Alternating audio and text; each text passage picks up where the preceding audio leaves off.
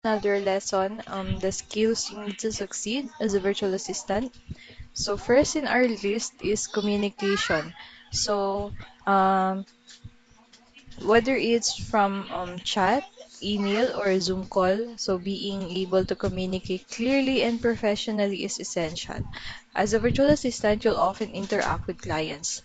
So we really need to practice our communication skill. So when writing an email, we need to write concise, polite messages that provides update and ask questions or request feedback. Chat tools like Slack, Skype, or Messenger may be familiar naman tayo. Stay responsive and clear when discussing tasks.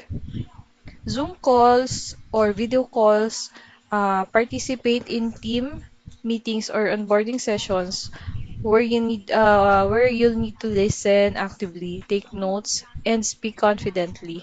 So, tip is practice using a friendly but professional tone. And always double check your messages for grammar and clarity before hitting the send button. So, syempre, we need to check yung mga spellings and yung grammar. So, pwede tayong gumamit ng mga tools like Grammarly to check kung may mga errors ba yung mga spelling natin and grammar. So, si Grammarly is free naman siya. So, pwede nyo siyang i-install or ilagay sa Google Chrome nyo. So, time management and self-discipline. So, working from home means being your own boss when it comes to your schedule. So, stick to your deadlines, complete tasks without needing reminders. So, manage your time wisely to avoid multitasking overload. So, create a daily routine that helps you stay productive even when no one is watching. So, sa time management, so ayan. The best thing is list your tasks sa isang araw and then prioritize kung ano yung mga important na pinaka dapat na mauna or yung pinaka mas mauuna yung deadline. So, yun yung uunahin natin. So, kunyari ako may client ako na ang deadline ko is gabi. So, syempre unahin ko muna yun sa start ng araw ko. So, gumagawa ako ng list ng mga bagay na kailangan kong gawin sa isang araw and then italagay ko sa pinaka number one yung pinaka priority.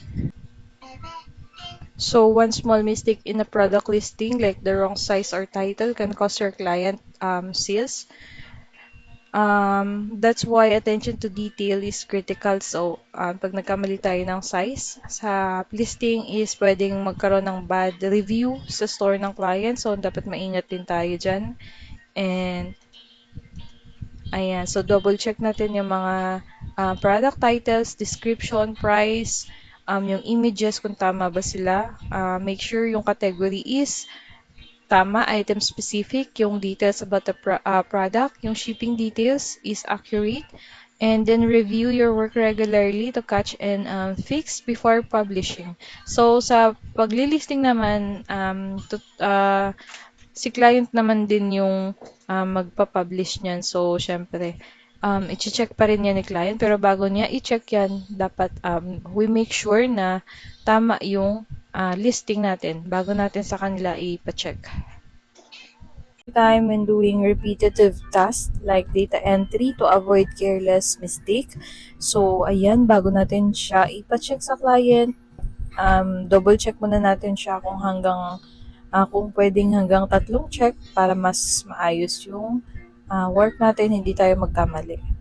So, next is familiarity with basic online tools like Google Docs, Canva, and more. So, you don't need to be a tech expert, but being comfortable using common tools will make your work faster and easier. It's better that check natin yung mga online tools na ginagamit ng mga VAs.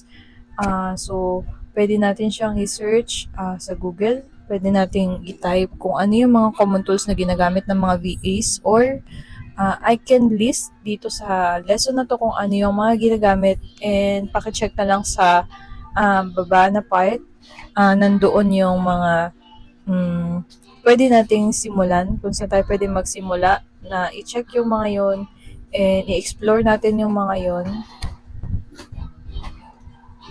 Ayan, so Google Docs and Sheet, sila yung parang Microsoft Word and Excel. Ayan, sa PowerPoint, ayan, kung marunong kayo, so for sure magiging marunong na rin kayo gumamit nito. So parang online siya na Microsoft Word and Excel. So Canva for making simple product graphics, banners, or promotional posts. So yan sa pagde-design or paggagawa ng mga social media posts for clients. Ayan. So Google Drive for organizing and storing clients documents in one place. So, pwede rin mag-share si client ng mga docs dito. So, doon nyo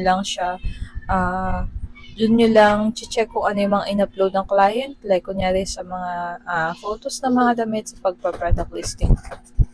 So, bonus kung marunong kayo gumamit ng mga tools like Loom, yung mga video recorder, Zoom, ayan. So, explore natin yung iba pang mga apps na ginagamit ng mga VAs. So, kung marunong kayo nun, it's a huge plus. And pag tinanong kayo ni client, marunong kayo sa ganitong app, sa ganitong tools, so, pwede nyo isagot is oo. So, malaki yung chance na ma-hire kayo ng client.